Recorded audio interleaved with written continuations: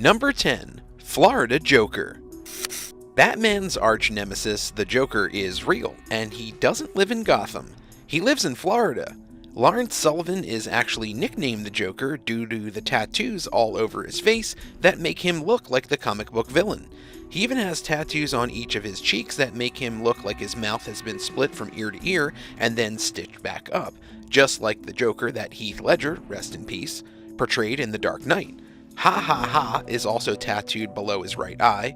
The word Joker is scribbled on his forehead right next to the Batman logo tattoo with the word F Batman on the wings with a digger piercing the bat's heart.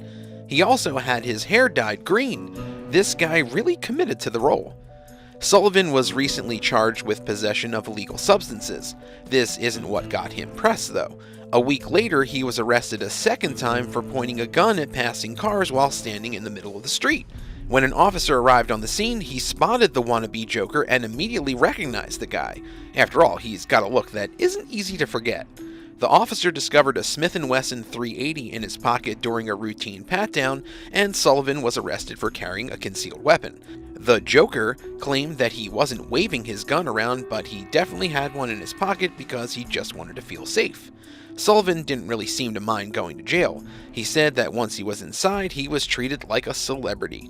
But he didn't spend too much time in Gen Pop. He was taken to the psychiatric unit, which honestly makes sense for someone who believes he is the Joker. Let me paint you a better picture of the guy, though. Sullivan also had an upside-down cross and a 666 tattoo in front of one of his ears. His mother stated in a report that Sullivan just recently inked his entire face as a way to express himself. She stood up for her son, saying, "He's a good kid, you know. He has a lot of tattoos, but he's a nice kid with some problems. He is mentally disabled and is handicapped." Number 9. Karate Bird.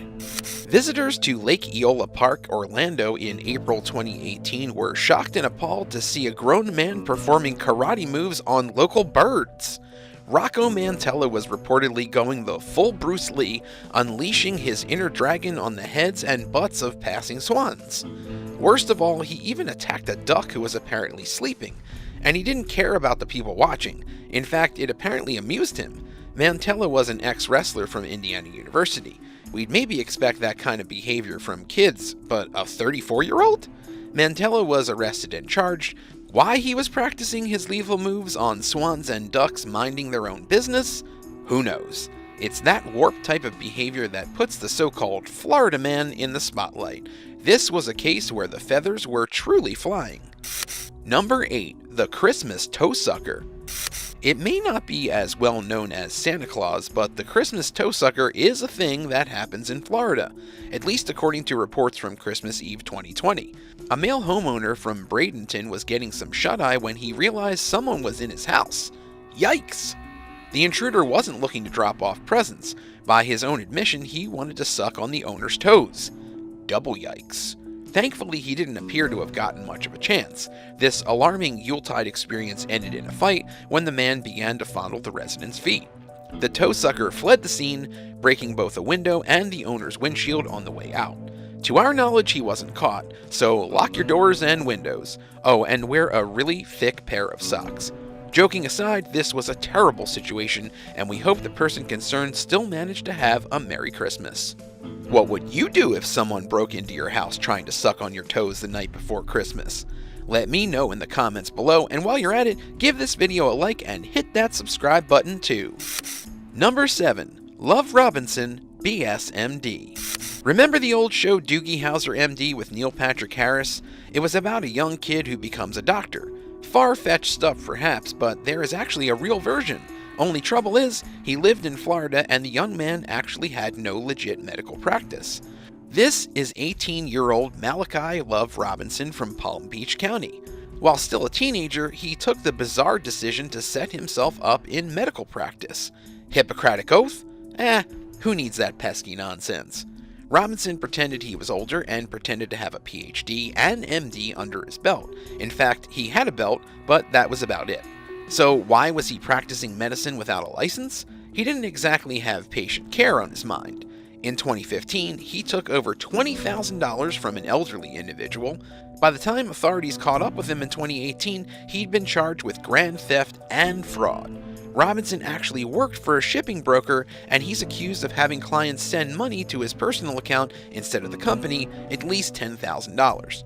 Despite Robinson's assertion that his business was that of a naturopathic physician, i.e. alternative medicine, the young, quote, doctor eventually pled guilty and was sent to jail. And sadly, he doesn't appear to be back on the straight and narrow, with reports from earlier this year stating he was arrested for grand theft and fraud again. Number 6. Can't cry over spilt milk. Almond milk has long been a substitute for cow's milk. A lot of people emphasize the benefits, believing it to be much healthier than cow's milk.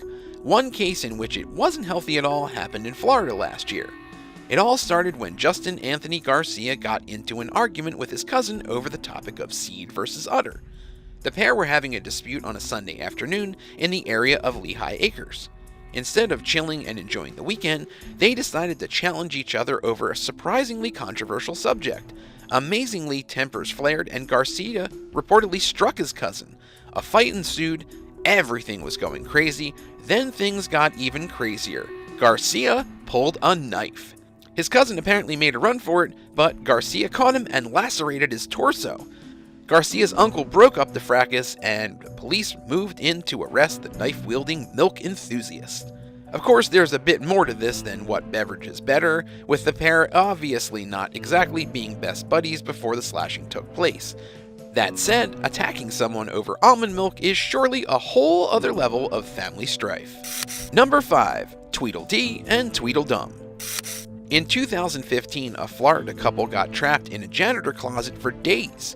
John Arwood and Amber Campbell needed somewhere quiet to socialize, aka enjoy some illegal substances. Where would they go though? The Environmental Science Center in Daytona was apparently the place to go for Arwood and Campbell. Not your typical den of illicit activity, but okay, top marks for thinking outside the box. Unfortunately, the couple shut themselves inside the box in order to do their business, specifically a janitor's closet. Things seemed to have gone pretty well until they decided to scoot. Presumably, there was more to it than simply opening a door and leaving, because in the couple's intoxicated state, they couldn't work out how to get out. So this was pretty awkward. Funny as it is though, the situation must have been scary for the pair. Unbelievably, they spent a couple of days trapped inside of the janitor's closet. Eventually, Arwood and Campbell had no choice but to call the cops for help. They were then arrested for trespassing. Being stuck in a closet for 48 hours meant they did another type of business too. I won't say any more, other than there was a pretty awful smell seeping out of the small room when the door was opened. Oh, and in case you're wondering, police reported that the door could not actually be locked. How far gone were they? Number 4. Grocery shopping? Talk about a takeaway. Maeli Alvarez Aguilar was doing some shopping in 2018 at a store in Indiantown, but something wasn't quite right. In fact, it wasn't right at all. Alvarez Aguilar was clearly looking to have a good time, judging by the state police had found him in. He'd been drinking quite a bit and was looking for some food to soak up the booze. Wait till you hear what he picked up during his trip for supplies. Picked up being the correct expression, as he applied a 5-finger discount to his purchases. That, and he was picked up by the cops, of course. Alvarez Aguilar stole a rack of ribs, fried chicken, burger buns, and mashed potato. This is actually making me a little hungry. But hold on, how did he manage to get all this stuff out of the store? Simple. He hid it all in his pants. The arresting officer said he removed a whole rack of ribs out of the guy's waistband. Gotta hand it to him. That's one hell of a way to bag some groceries. This story is enough to put anyone on a diet. Number 3. Castration-Tastrophe. This story is a little nuts. Actually, it's a lot of nuts. Look away if you're squeamish, and let me introduce you to amateur surgeon, 74-year-old Gary Van Ryswick of Sebring. In what sounds like a cross between Dr. Nick Riviera from The Simpsons and the Texas Chainsaw Massacre, Van Ryswick was arrested in 2019 for performing a castration in his home. Not his own, of course. Apparently he'd done that already to his right ball back in 2012, this time in the shape of someone he met online. Police were alerted when 911 was called by someone who then hung up quickly. In the guest bedroom, police discovered a guy in danger of bleeding out. There was a jar next to the bed. I won't tell you what was in it. How on earth had 2 men wound up in this crazy situation? It appears to be some kind of strange fetish. Never heard of it. And it is beyond odd why anyone would even attempt to perform such a delicate medical procedure. Van Ryswyk informed authorities that he had an idea of what he was doing because of his upbringing on a farm. There might be a difference between castrating a bull and inviting someone round to trim their tackle. To each their own, I guess. Number 2. Do not resuscitate. At a Florida hospital, a patient arrived with one heck of a weird tattoo, one that hospital workers had never seen before, and they were honestly quite stumped. This man was admittedly unconscious and had a history of health problems. He also had a very high blood alcohol level and no identification or family members present. Do not resuscitate was tattooed across the man's chest. The patient was 70 years old and had an explicit denial of any life-saving treatment inked on his skin. The doctors attending the man first didn't want to honor the tattoo because it didn't seem legit to follow the instructions inked on a man's skin. After all, if a dying person comes into the hospital, the right thing to do is usually save them. But then things got really complicated. The hospital's ethics consultant got involved and gave the explicit order not to save the man's life. Do not resuscitate orders are wildly complex, and if one is clearly tattooed on someone's chest, it must be respected. But at the same time, tattoos are in absolutely no way legally binding, right? In the end, all the confusing turbulence resulted in the man dying. A do not resuscitate order was issued and the patient died right there in the hospital. I wonder if he also had, quote, no regrets tattooed somewhere else on his body. Number 1. Chauncey Lump. Love him or loathe him, former President Donald Trump knew how to get a reaction. There was one reaction he didn't bargain for last year. A mystery figure appeared on Facebook who appeared to be some kind of radical. He was a security guard from Florida. Chauncey Lump from Fort Lauderdale reportedly put cream on his face and wrapped his head in a towel to deliver a stern warning to the Donald. In the message, he threatens to blow up Broward County in response to an airstrike, which resulted in the death of Iranian General Qasem Soleimani.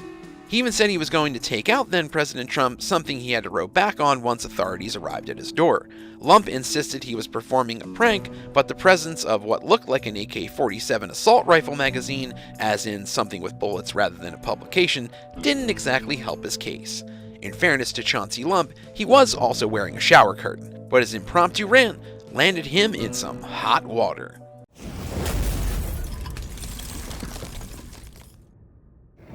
Number 8. Goodbye went wrong. In 2017, a goodbye went horribly wrong when 21-year-old Brooke Preston went to say goodbye to her roommate and long-term friend, 24-year-old Randy Herman Jr. The pair had been living together for a couple of months in their 813 Saracen Drive home, but after Preston secured a job in her hometown of Bradford County, she decided to move out and go live with her boyfriend there. Friends of Preston have told the police how she had told them that she didn't feel safe and comfortable in the house with Herman anymore, and was glad that she was finally able to move out. She had already left the home, had breakfast with a friend, and she and Herman both shared, and then went back to the house on March 25, 2017 to pick up her belongings. When she arrived, Herman gave her a parting gift, which was a t-shirt that paid tribute to a friend they both shared that had passed away. Right after he did that, he took a hunting knife and stabbed Preston dozens of times in the back, abdomen, neck, and hands until she was dead. Herman fled the scene to Haverhill Park, just a few blocks away from his home, and then called 911. In the call, he said, quote, "Someone's been murdered. I'm at Haverhill Park. Just send the police. It was me. I'm sorry," end quote. Then he texted his mom and told her he loved her and was arrested shortly afterward. Herman claimed that he didn't remember the attack at all, saying that what he remembered giving Preston the t-shirt, hugging her goodbye, and then he just blacked out. When he came to, he was holding the hunting knife and there was blood everywhere. Throughout the trial, he tried to blame the attack on several different things, including sleepwalking, but it was obvious that his attack was deliberate. On May 9, 2019, Herman was found guilty of first-degree murder and sentenced to life in prison for Preston's death. Number 7. Found in Florida. People go to rehab so they can beat addiction and lead better lives. And that's exactly what 20-year-old Jenna Jacobson thought she was going to do. She signed up for rehab but never actually made it there. Her father said she started rehab treatment in New York and while at that facility was told by a fellow patient that if she went to a particular rehab facility in Florida, she'd have a better time during the treatment and would actually recover. This is also called, quote, illegal patient brokering, where people go to different facilities to broker patients into going for another treatment facility that may have starkly better prospects. As Jacobson left her New York rehab in April 2019 and made her way to Florida, something happened and she disappeared. She was reported missing. She was last seen in an alley in Lake Worth Beach with a 26-year-old man who had a warrant out for his arrest already. Deputies were present at the location and ran after the man to arrest him, but he fled. By the time they got handcuffs on them, Jacobson had fled and was never seen again. She had made no effort to contact her family, or she simply wasn't able to, but the police tirelessly searched for her. On May 30th, 2019, police found skeletal remains belonging to a woman in a shallow grave that they thought belonged to Jacobson. To this day, no one knows what happened to her after she was baited to come to Florida, who killed her, how she died, and how her bones ended up in that grave. The case remains an unsolved mystery. Number 6, star goes missing. When someone goes missing, it's usually people that were living ordinary lives and weren't noticed to be missing until it was too late. This case is a lot different. This is the case of Gabby Petito, a social media star that went missing in the craziest way possible. In July 2021, Petito embarked on what she called her dream road trip with her fiancé, Brian Laundrie. The pair were notorious on YouTube and Instagram for living the van life and would upload vlogs of their trip all the time. They did so about this road trip too, but something went wrong with this one. When Laundrie came back to his parents' home in Florida in September, he came back alone. Not only did he refuse to answer questions about where Petito was, 3 days after he came back home, he went for a hike and disappeared too. Their families reported Petito and Laundrie missing, and an investigation was underway. One of the things the officers found was that the pair were stopped in Utah in August after a possible domestic violence situation was noticed when their van was seen driving recklessly. There's also body cam footage of the pair being questioned for an entire hour where Petito looks to be in physical and emotional distress. However, Laundrie convinces the officers that she's crazy and has to take medication for her anxiety. She also told the officers that she had punched him in the face during an argument which caused the van to swerve. The pair was eventually let go, and that was the last time anyone ever saw Petito alive. On September 19, 2021, the police found Petito's body right outside Grand Teton National Park, an area where their van had been seen a few weeks prior. The autopsy confirmed that Petito was strangled to death 4 weeks before her body was found. They immediately pointed fingers at Laundrie, who was still missing himself after illegally using Petito's debit card and other financial accounts. The police were searching for him day in and day out, and on October 7, 2021, his parents joined the search and guided the police to one of his favorite spots in Myakkahatchee Creek Environmental Park. It was there that they discovered the skeletal remains of Laundrie. His cause of death could not be determined. It can't be confirmed whether Laundrie was the one that killed Petito, but all signs point to that. Do you think Brian Laundrie murdered Gabby Petito? Let us know your thoughts in the comments below, and if you're liking this video, be sure to hit the thumbs up and subscribe buttons if you haven't already. Number 5, tried till the end. Nicole Montalvo was a woman that had suffered a lot of abuse at the hands of her husband, Christopher Otero Rivera, but no matter what, her main priority would always be her son. She was willing to put herself in harm's way as long as her son was able to live a life where he had both of his parents present throughout his life. That need ended up being her downfall. Montalvo had been abused both emotionally and physically by Rivera for almost the entirety of their relationship. On more than one occasion, he seriously injured her, even almost snapping her neck one time in an altercation she had with another woman he had been cheating with. All signs pointed to the fact that he wanted to kill her.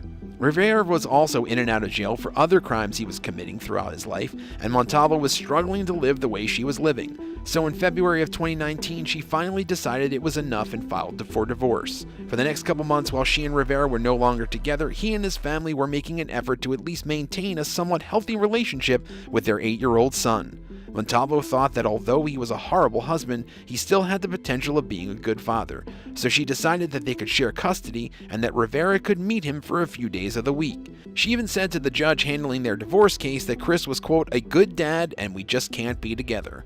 On October 21, 2019, Montalvo was dropping her son off at Rivera's so that they could spend some time together, and she was never heard from again. When the police went looking, her dismembered remains were found at the premises. She was killed in such a gruesome manner that the officers on the scene said that they had never seen something so traumatizing before. When Montalvo's body was found, Rivera was wearing an ankle monitor as part of his release from an earlier crime. Christopher Rivera blamed his father Angel Luis Rivera for Montalvo's murder, but eventually, in July 2021, Both men were sentenced to life in prison for the premeditated murder of Montalvo. They confessed that they wanted the mother to, quote, disappear so that they could have full custody of the 8-year-old son. Instead, the attack left the boy without any parents to look after him. Number 4. No shoes and a burned car. On September 19, 2021, Sheridan Wall, a 21-year-old college student from Florida, had been traveling to Myrtle Beach to visit her father for the day. While there, she tried renting a scooter and was told that she couldn't because she didn't have shoes on. She ended up calling her mother over FaceTime to tell her about the incident and to vent about how annoying it was. Her mother told her that she should just go through with seeing her dad, stay in Myrtle Beach for the night, and drive back to Florida the next day. The way was long, and driving in the darkness might not be the safest. That call was around 1 p.m., and after that, no one heard from Wall again. Her mother kept calling and calling throughout the day, but no one would answer and it would just go to voicemail. Worried about her whereabouts, she even went so far as to call Sheridan's father, but he had no idea where she was or how she never made it home. Right before midnight, she called the authorities to report her daughter missing. On September 21st, the police in Florence County were contacted about an abandoned burgundy Toyota sedan without any plates or personal details inside. The car was found in a cornfield in Scranton, over 50 miles from where Wall had FaceTimed her mother. When the authorities got there, they found the car had been torched, and 10 miles away, they found the body of a blonde white woman with no shoes on, lying face down in the ground. Her skin was molting because she had been there for such a long while, and her face could not be identified. DNA tests confirmed that it was the body of Sheridan Wall. What the authorities couldn't figure out, though, was how she died. To this day, they're investigating the case, trying to figure out what really happened after that FaceTime call and how she ended up face down in the cornfield a day after disappearing. Number 3. The entire family gone. On September 14th, a worried mother called 911 and told the operator that she was worried about her daughter, Casey Jones, and 4 grandchildren, none of whom she had been able to make contact with for over 2 weeks. She requested a welfare check be made at the Florida residence. 2 weeks is an alarmingly long time for someone to be missing, so the authorities went into it with caution, and they were right. The home was entirely empty and had been that way for many days at that point. When they looked inside, they could see buckets of bleach and cleaner with a mop resting by the door. The officers at the scene asked the neighbors when they last saw the family, and they admitted that they had been gone for at least 2 weeks. They also added that around that time, they went past their home and noticed an overwhelmingly awful stench coming from it, describing it as, quote, something dead. 1 day later, the authorities got a call that Casey's husband, Michael Wayne Jones, had been in a car crash on Highway 301 in Georgia. When the police arrived, he told them that his wife was dead, adding that he had killed her a couple of weeks ago and that her body was inside the van. When they looked inside, it was true, and Jones was immediately taken into custody. There, he was asked about what happened and the whereabouts of his children. He told them that he got into an argument with his wife, where she had accused him of cheating and was pushing him with a bat. He yanked the bat out of her hand and hit her with it repeatedly in the head until she died. In a chilling, heartless moment, he said that he killed her because he was, quote, sick of her nagging, poking, and prodding, and couldn't think of another way to shut her up. He then realized that there were 4 children in the picture too, aged 1, 2, 4, and 10. At first, he tried to drive away with them, hoping they could just play it off as Cassie ran away, but soon realized that it wasn't going to happen. So in a last-ditch effort to save himself, he strangled and drowned all 4 of them, packed their bodies in totes and suitcases, and left them in a heavily wooded area in Georgia. The police were able to recover the bodies once Jones led them to the location. Jones has been charged with 4 counts of first-degree murder for the deaths of his children and second-degree murder for the death of Casey. He's yet to be sentenced, but the state is going after the death penalty. Number 2, the Fort Myers 8. In March of 2007, a land surveyor was checking out the area she had been working in Fort Myers. It was an empty, heavily wooded area where not a lot of people came by, so she wasn't expecting to see anything but land. But then, everything changed, where she found a skull in the middle of the forest and called 911. It was scary enough that the skull was found, but things got eventually much more terrifying when the bodies of 8 more people were found through the area. The remains had nothing on them, no clothing, belts, accessories, baggage, nothing. If their identities were ever going to be found, it was going to be through DNA testing. As the remains were being studied, it was determined that they were the remains of men between the ages of 18 and 45. The cause of death was unclear for all of them. There were no bullet holes, no signs of trauma, nothing. It was as if they just went there and peacefully passed away. The only thing they all had in common was their genders and the fact that they all had head-healed fractures on their body, pointing to the fact that they probably led a hard life. The authorities were able to create wax faces of the men using their skulls, hoping that someone would be able to identify them. However, since 2007, only 3 of the bodies have been identified, and none of them happen to be any connection with each other. Who the other 5 are and what happened to them remains a mystery. Number 1. Tammy Lynn Leppert disappeared after an argument. Those who have seen the movie Scarface would probably be familiar with Tammy Lynn Leppert's face. The 18-year-old had been acting and modeling since she was a toddler. After participating in 300 pageants since the age of 4, she racked up 280 crowns. She even appeared on the front of CoverGirl magazine. Everyone in the industry thought that she was bound to achieve great things, but that never ended up happening. After appearing in a small part in the 1983 movie Spring Break, Leppert went to a party. According to her best friend, Wing Flanagan, she came back from that party, quote, a different person. Throughout the next month or so, Leppert continued to show signs of being affected by something mentally. She was becoming more and more paranoid by the day, to the point that she wouldn't even eat anything out of an open container. Her mother said that she was constantly on the edge, believing that someone would murder her.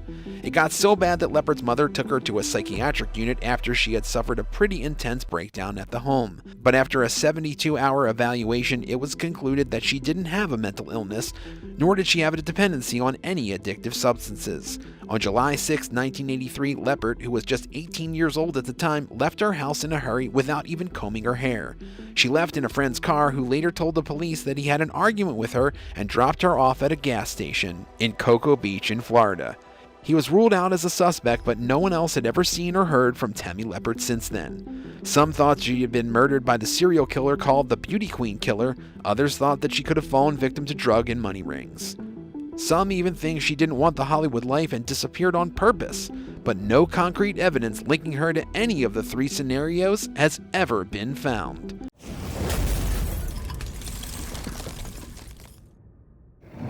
(10) Coldplay lyrics. 33-year-old Charles McLemore from Pensacola, Florida found himself in a sticky situation after being accused by his family and others of harassment on February 28, 2019.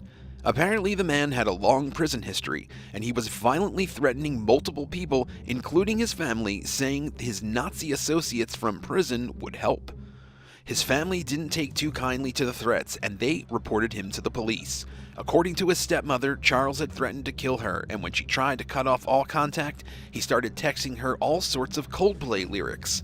He texted her saying, "Lights will guide you home and ignite your bones, and I will try to fix you." Apparently, this was big enough threat for his stepmother to report it to the police. I mean, if you don't know they come from a song, the words do sound pretty ominous. After finding out that he might be sent back to jail, Charles barricaded himself in his house, crying that he didn't want to go to jail again. Eventually, the SWAT team had to be called, and Charles resisted numerous attempts at being arrested. Eventually, he made a deal with the Pensacola Police Department. If he were to leave the house, they would give him a fresh pizza with his favorite topping. He accepted. The police actually ordered pizza for him, and he was promptly arrested after leaving. He was charged with resisting arrest and stalking, and his bond was set at $100,000, mainly due to his prior arrests. But hey, at least he got to go out in a blaze of glory with a steaming hot pizza. Number 9. Stealing an alligator. On July 16, 2021, 32-year-old William Hodge was arrested after stealing an entire alligator from a miniature golf course in Daytona Beach Shores, Florida. He took the gator to a rooftop bar near the golf course, where he proceeded to wrestle the creature, slamming it by holding its tail and grappling with it. Eventually, as a final act of, quote, teaching the gator a lesson, he attempted to throw it off a roof. Why, you might ask? Well, we aren't too sure. It must be a Florida thing.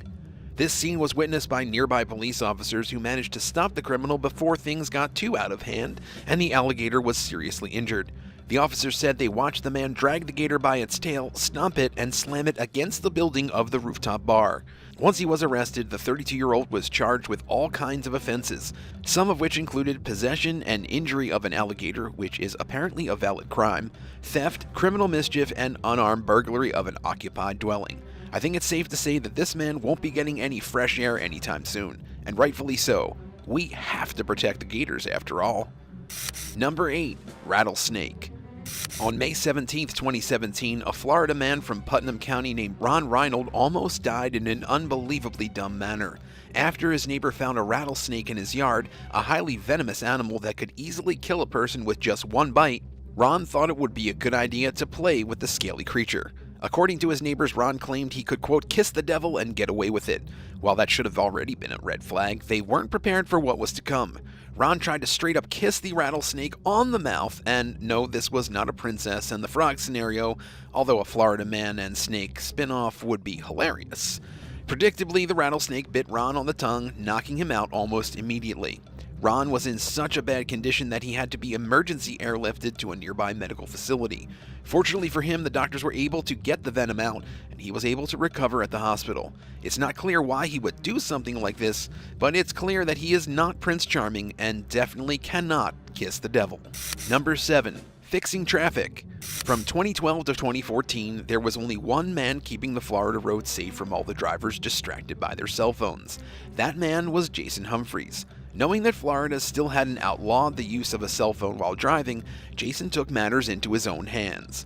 On his daily commute to work, Jason carried a powerful signal jammer with him that would block cell phone service for all the cars in his vicinity. While his actions may have had good intentions, what he didn't realize that it also jammed all the signals used by emergency first responders. And in case you didn't already know, that's a pretty serious crime. Somehow his actions went unnoticed for almost 2 years until Metro PCS, a cell phone service provider, noted that their reception was dropped at the same point of the freeway he drove on every day. They immediately reported it to the FCC, who carried out an investigation and pinned it down to Jason Humphreys and his Toyota Highlander. Humphreys could have gone to jail over the whole ordeal, but the FCC decided to cut him some slack and only fine him for the incident. Overall, he was fined around $48,000. Still beats going to prison, though. Number 6. A rather deadly weapon. Florida men and alligators go together like alcohol and bad decisions. And for this Florida man, he probably had all 4 under his belt. On February 9, 2016, a man from Jupiter, Florida named Joshua James was arrested after he attacked a Wendy's drive-thru window using an alligator. Yes, you heard that right. Apparently, the incident occurred in October of 2015, months before his arrest. 24-year-old Joshua James found a live alligator on the side of the road, picked it up and tossed it into his car, and proceeded to go to a Wendy's drive-thru. After getting his drink, he threw the 3.5-foot or just over a meter-long alligator into the drive-thru window, terrorizing the restaurant's employees. Probably would have been a good idea to call out sick that day. Joshua was arrested by U.S. Marshals in February for illegal possession of an alligator and assaulted with a deadly weapon.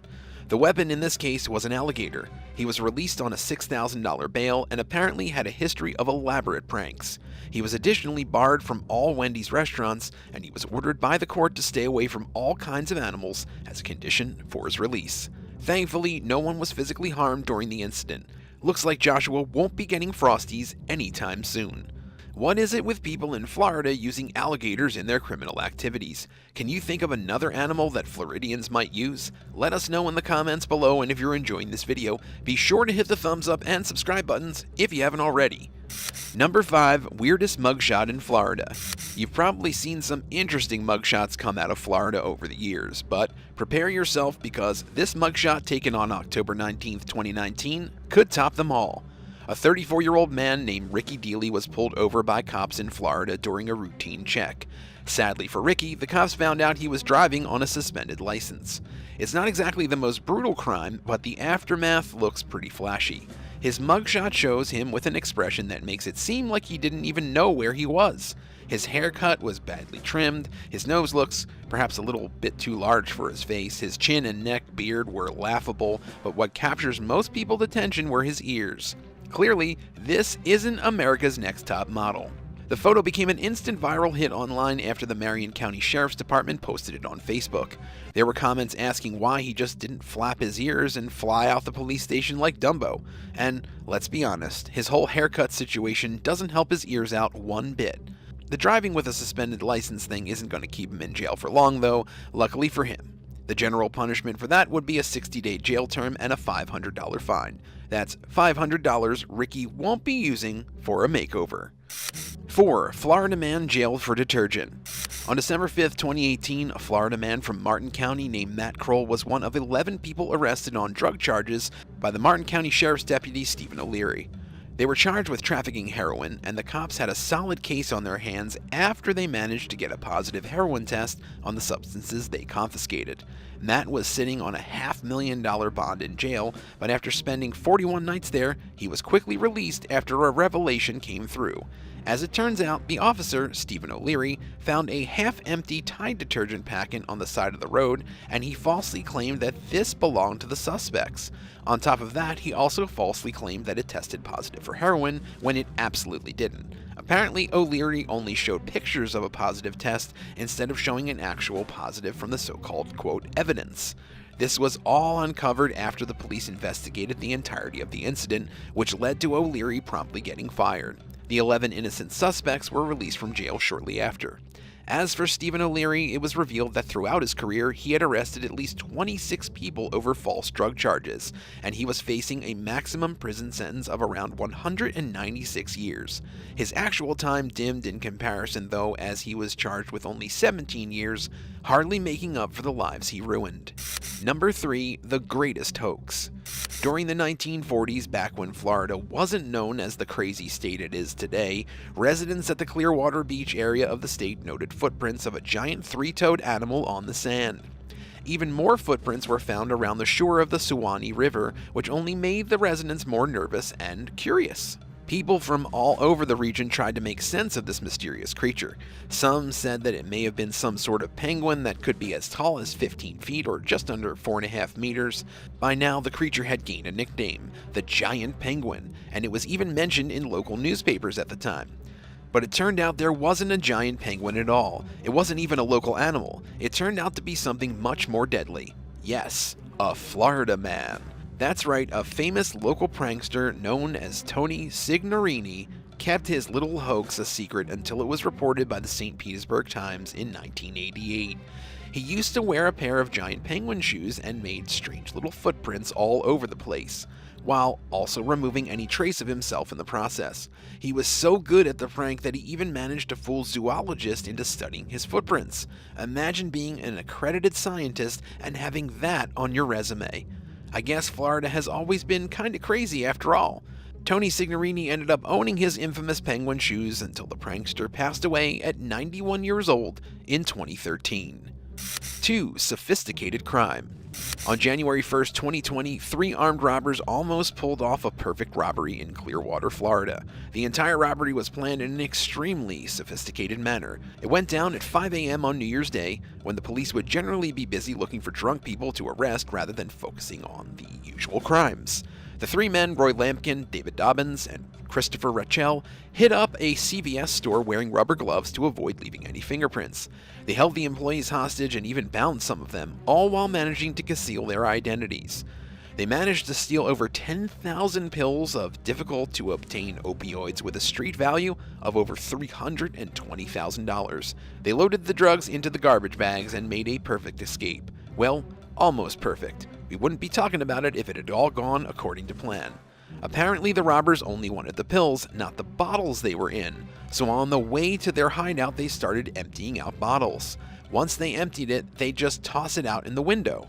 The bottles created a trail of breadcrumbs on the streets that allowed the cops to trace them down and arrest them the following day. Once they were arrested, the police used closed-circuit television footage to match them with the description the CVS workers gave and charged all 3 of them with a count of armed robbery, 2 counts of trafficking in illegal drugs, along with 3 counts of false imprisonment. 2 of the men were held at $280,000 bail, while the mastermind, or master idiot, behind the operation, Roy Lampkin, was held at $500,000 bail. Number 1. Locked in the car. On February 17, 2019, Shadow Lantry and her husband accidentally locked their car with not only their keys, but their 1-year-old daughter inside. After the father strapped their daughter into the vehicle, he tossed the keys to the front seat before getting out and closing the doors, only to realize moments later that all the doors were locked. This is every parent's worst nightmare, and there was seemingly nothing they could do. So they called the local sheriff over, who thankfully seemed to know what he was doing. He noticed there were a few inmates that were working on a rehabilitation program, so he gave them permission to break into the car and rescue the couple's daughter. Of course, who better to break into a car than an inmate with experience? While the officer was watching, the inmates easily popped open the car's lock using a coat hanger within minutes. The mother was extremely grateful to the men, and she contributed to the inmates' commissary accounts as a token of gratitude for saving her daughter's life. These men may be in jail for a crime, but they're true heroes when it comes to situations like this. Thanks for watching. Which of these stories was your favorite? What's the craziest Florida man story you've heard? Let us know in the comments below, and don't forget to subscribe for more videos like these. See you next time on the Bad Badger.